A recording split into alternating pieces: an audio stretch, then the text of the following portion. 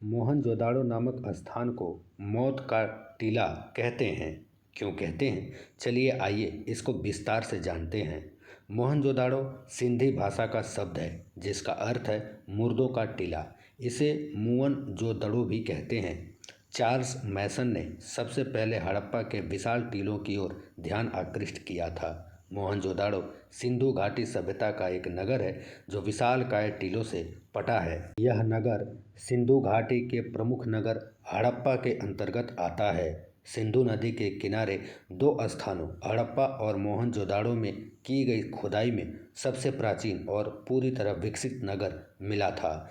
Sir John Marshall ने सिंधु घाटी सभ्यता को हड़प्पा सभ्यता का नाम दिया था। इस सभ्यता की समकालीन सभ्यता मेसोपोटामिया है। पाकिस्तान के पंजाब प्रांत में स्थित माउंट गोमरी जिले में रावी नदी के बाएं तट पर हड़प्पा नामक पूरा स्थल है, जबकि पाकिस्तान के सिंध प्रांत के लरकाना जिले में सिंधु नदी के दाहिने किनारे पर मोहनजोदाड़ो नामक नगर करीब 5 किलोमीटर में फैला है। मोहनजोदाड़ो को हड़प्पा की सभ्यता के अंतर्गत एक नगर माना जाता है। इस समूचे क्षेत्र को सिंधु घाटी की सभ्यता भी कहते हैं। अभी तक भारतीय उपमहाद्वीप में इस सभ्यता के लगभग 1000 स्थानों का पता चला है। वैसे तो हिंदू धर्म सत्य सनातन है, लेकिन मोहनजोदाड़ो से भी हिंदू धर्म का काफ़ी गहरा संबंध है। हड़प्पा तथा मोहनजोदाड़ो में असंख्य देवी देवताओं की मूर्तियां प्राप्त हुई थी। ये मूर्तियां मातृदेवी और प्रकृति देवी की हैं। प्राचीन काल से ही मातृ या प्रकृति की पूजा भारतीय करते रहे हैं और आधुनिक काल में भी कर रहे हैं। यहाँ हुई खुदाई से पता चला कि हिंदू धर्म की प्राचीन काल में कैसी स्थिति थी। सिंधु घाटी की सभ्यता को दुनिया की सबसे रहस्यमयी सभ्यता माना जाता है, क्योंकि इसके पतन के कारणों का अभी तक खुलासा नहीं हो पाया। चार्ल्स मेसन ने सन 1842 में पहली बार हड़प्पा सभ्यता को खोजा था। इसके बाद दयाराम साहनी ने 1921 में हड़प्पा की आधिकारिक खोज की थी और इसमें एक नए पुरातात्विक माधव स्वरूप वत्स ने उनका सहयोग किया था। पुरोहित की एक मूर्ति, बैल नंदी, मातृदेवी बैलगाड़ी और शिवलिंग यहाँ की खुदाई से प्राप्त हुए थे। 1940 में खुदाई के दौरान पुरातात्विक विभाग के MS वत्स को एक शिवलिंग मिला जो लगभग 5000 साल पुराना है। 2600 ईसा पूर्व अर्थात आज से 5100 वर्ष पहले इस नगर की स्थापना हुई थी। हड़प्पा के इस नगर मोहनजोदाड़ो को सिंध का बांग कहा जाता है। यही नहीं, मोहनजोदाड़ो से सूती कपड़े के उपयोग के प्रमाण भी मिले हैं। इसका मतलब ये कि वे कपास की खेती के बारे में अच्छी तरह जानते थे। पहली बार कपास उपजाने का श्रेय हड़प्पा वासियों को ही दिया जाता है। हड़प्पा सभ्यता के मोहनजोदाड़ो से कपड़ों के टुकड़ों के अवशेष, चांदी के एक फूलदान के ढक्कन और कुछ अन्य तांबे की वस्तुएं मिली हैं। यहाँ के लोग शतरंज का खेल भी जानते थे और वे लोहे का उपयोग भी जानते थे। यहाँ से प्राप्त मोहरों को सर्वोत्तम कलाकृतियों का दर्जा प्राप्त है। हड़प्पा नगर के उत्खनन से तांबे की मोहरें मिली थी।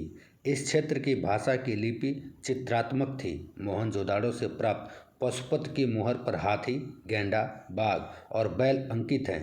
हड़प्पा के मिट्टी के बर्तन पर सामान्यतः लाल रंग का उपयोग हुआ है। मोहनजोदाड़ो से प्राप्त विशाल स्नानागार में जल के रिसाव को रोकने के लिए ईंटों के ऊपर जिप्सम के गारे के ऊपर चारकोल की परत चढ़ाई गई है, जिससे पता चलता है कि हमारे पूर्वज चारकोल के संबंध के बारे में भी अच्छी तरह जानते थे। मोहनजोदाड़ो और हड़प्पा सिंधु घाटी का सबसे पुरानी और सुनियोजित नगर था।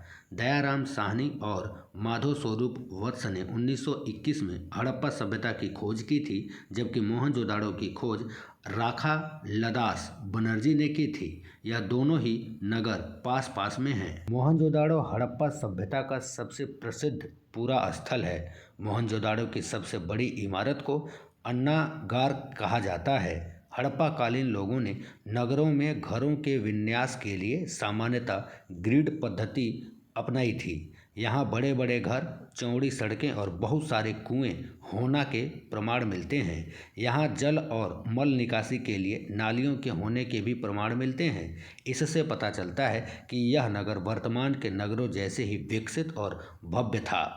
शहर 200 हेक्टेयर क्षेत्र में फैला था। हड़प्पा सभ्यता का समूचा क्षेत्र त्रिभुजाकार का है, जिसमें मोहनजोदाड़ो भी आता है। मोहनजोदाड़ो की खुदाई में इस नगर की इमारतें, स्नान घर, मुद्रा, मोहर, बर्तन, मूर्तियां, फूलदान, कई अनेक वस्तुएं मिली हैं। हड़प्पा सभ्यता के मोहनजोदाड़ो से कपड़ों के टुकड़ों के अवशेष, चांदी के एक फूलदान के ढक्कन और कुछ बाकी अन्य तांबे और लोहे की वस्तुएं भी मिली हैं। यहाँ के काला पड़ गए गेहूं, तांबे और कांसे के बर्तन, मोहरों के अलावा चौपड़ की गोटियां, दिए, माप तौल के पत्थर, तांबे का आईना, मिट्टी की बैलगाड़ी, खिलौने, दे पाट वाली चक्की, कंघी, मिट्टी के कंगन और पत्थर के औजार भी मिले हैं। यहाँ खेती और पशुपालन संबंधी कई अवशेष मिले हैं। सिंध के पत्थर और राजस्थान के तांबे से बने उपकरण यहाँ खेती में इस्तेमाल किए जाते थे। हल से खेत जोतने का एक साक्ष्य हड़प्पा सभ्यता के कालीबंगा में भी मिले हैं। अब जानते हैं कि आखिर इतने भव्य और विशाल सभ्यता के नष्ट होने के कारण क्या है। पृथ्वी की संरचना आंतरिकी में हुई बदलाव, भूकंप और जलवायु परिवर्तन के चलते यहाँ सरस्वती भूमिगत हो गई। वहीं सिंधु नदी ने अपना मार्ग बदल दिया। पहले सिंधु हिमालय से निकलकर कच्छ की खाड़ी में गिरती थी, अब इसका रुख बदलकर दूसरा हो गया। इसी काल में एक वैश्विक सूखा पड़ा, जिसके कारण संसार की सभ्यताएं प्रभावित हुईं और इसका दक्षिण यूरोप से लेकर भारत तक बहुत बुरा असर हुआ। करीब 2200 ईसा पूर्व में मेसोपोटामिया की सुमेरियाई सभ्यता पूरी तरह खत्म हो गई। उस समय मिस्र में पुराना साम्राज्य इस जलवायु के परिवर्तन में आ गया और पूरी तरह समाप्त हो गया। श्रीमद् भागवत में एक स्थान पर कहा गया है कि प्रभु श्री कृष्ण जी के भाई बलराम के कारण यमुना ने अपना रास्ता बदल दिया था, जो कि उस समय सरस्वती की एक प्रमुख उपधारा थी। भूकंपों जैसे बड़े भौगोलिक परिवर्तनों के चलते नदी की दोनों ही बड़ी धाराएं समाप्त हो गई। इसका एक परिवर्तन यह भी हुआ कि राजस्थान का बहुत बड़ा इलाका बंजर हो गया। मोहनजोदाड़ो को मौत का टीला तो कहा जाता ही है। यह सभ्यता जहाँ है आज, उस हिस्से को पाकिस्तान और अफगानिस्तान कहते हैं। महाभारत काल में उसके उत्तरी हिस्से को गांधार, मद्र, कैकेय और कंबोज की स्थली कहा जाता था। अयोध्या और मथुरा से लेकर कंबोज यानी अफगानिस्तान का उत्तर इलाका तक आर्यवर्त के बीच वाले खंड में कुरुक्षेत्र होता था, जहां महाभारत युद्ध हुआ। उस काल में कुरुक्षेत्र बहुत बड़ा क्षेत्र होता था। आजकल यह हरियाणा का एक छोटा सा क्षेत्र है। उस काल में सिंधु और सरस्वती नदी के पास ही लोग रहते थे। सिंधु और सरस्वती के बीच के क्षेत्र में कुरु रहते थे। यहीं सिंधु घाटी की सभ्यता और मोहनजोदाड़ो के शहर बसे थे। जब पुरातत्वशास्त्रियों ने पिछली शताब्दी में मोहनजोदाड़ो स्थल की खुदाई के अवशेषों का निरीक्षण किया था, तो उन्होंने देखा कि वहां की गलियों में नर कंकाल पड़े थे। कई अस्थि पंजर चित अवस्था में लेटे थे और कई अस्थि पंजरों ने एक दूसरे के हाथ इस तरह पकड़ रखे थे मानो किसी विपत्ति ने उन्हें अचानक उस अवस्था में पहुंचा दिया हो। उन नर कंकालों पर उसी प्रकार की रेडियो एक्टिविटी के चिन्ह थे जैसे कि जापानी नगर हिरोशिमा और नागासाकी के कंकालों पर एटम बम विस्फोट के दौरान हुए थे। मोहनजोदाड़ो स्थल के अवशेषों पर नाइट्रिफिकेशन के जो चिन्ह पाए गए थे, उसका कोई स्पष्ट कारण नहीं था, क्योंकि ऐसी अवस्था केवल अणु बम के विस्फोट के बाद ही हो सकता है। और हम सबको पता है कि महाभारत काल के दौरान कितने भयानक और विध्वंसक अस्त्र शस्त्र का प्रयोग किया गया था, जिसमें एक ब्रह्मास्त्र भी था। महाभारत के काल में ब्रह्मास्त्र छोड़े जाने के कारण यह सभ्यताएं नष्ट हो गई थीं। आज के परमाणु बम से 1000 गुना ज़्यादा विस्फोटक और खतरनाक ब्रह्मास्त्र था। ब्रह्मास्त्र छोड़े जाने के बाद भयंकर वायु जोरदार तमाचे मारने लगी। सहस्त्रावधि उल्का आकाश से गिरने लगे। भूत मात्र को भयंकर महाभय उत्पन्न हो गया। आकाश में बड़ा शब्द हुआ, आकाश जलने लगा, पर्वत अरण्य वृक्षों के साथ पृथ्वी हिलने लगी। महाभारत का युद्ध आज से लगभग 5300 साल पहले हुआ था। उस दौरान गुरु द्रोण के पुत्र अश्वत्थामा ने भगवान श्री कृष्ण के मना करने के बावजूद भी ब्रह्मास्त्र का संधान कर दिया था। अपने पिता के मारे जाने के बाद अश्वत्थामा बदले की आग में जल रहा था। उसने पांडवों का समूल नाश करने की प्रतिज्ञा ली थी और चुपके से पांडवों के शिविर में जा पहुंचा था और कृपाचार्य तथा कृतवर्मा की सहायता से उसने पांडवों के बचे हुए वीर महारथियों को मार डाला। केवल यही नहीं, उसने पांडवों के 5 पुत्रों के सिर भी काट दिए। अंत में अर्जुन की पत्नी उत्तरा के गर्भ में पल रहे शिशु की उसे याद आई। पुत्रों की हत्या से दुखी द्रौपदी विलाप करने लगी। अर्जुन ने जब यह भयंकर दृश्य देखा तो उसका भी दिल दहल गया। उसने अश्वत्थामा के सिर को काटने की प्रतिज्ञा की। अर्जुन की प्रतिज्ञा सुनकर अश्वत्थामा वहां से भाग गया। श्री कृष्ण को सारथी बनाकर अर्जुन ने उसका पीछा किया।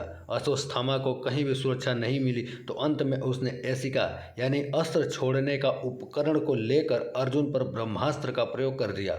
अश्वत्थामा ब्रह्मास्त्र चलाना तो जानता था पर उसे लौटाना नहीं जानता था। उस अति प्रचंड तेजोमय अग्नि को अपनी ओर आता देख अर्जुन भयभीत हो गए और उन्होंने भगवान श्री कृष्ण से मदद मांगी। श्री कृष्ण बोले, हे अर्जुन, तुम्हारे भय से व्याकुल होकर अश्वत्थामा ने यह ब्रह्मास्त्र तुम पर ही छोड़ दिया है। इस ब्रह्मास्त्र से तुम्हारे प्राण घोर संकट में हैं। इससे बचने के लिए तुम्हें भी अपने ब्रह्मास्त्र का संधान करना चाहिए, क्योंकि अन्य किसी अस्त्र से इसका निवारण नहीं हो सकता। अश्वत्थामा ने ब्रह्मास्त्र छोड़ा। उसके बाद अर्जुन ने भी छोड़ा। अश्वत्थामा ने पांडवों के नाश के लिए छोड़ा था और अर्जुन ने उसके ब्रह्मास्त्र को नष्ट करने के लिए। दोनों द्वारा छोड़े गए इस ब्रह्मास्त्र के कारण लाखों लोगों की जानें चली गई थी। इतना तो तय है कि इस काल में महाभारत का युद्ध इसी क्षेत्र में हुआ था। लोगों के बीच हिंसा, संक्रामक रोगों और जलवायु परिवर्तन ने करीब 4000 साल पहले सिंधु घाटी या हड़प्पा सभ्यता का खात्मा कर दिया। यह दावा एक नए अध्ययन में किया गया है।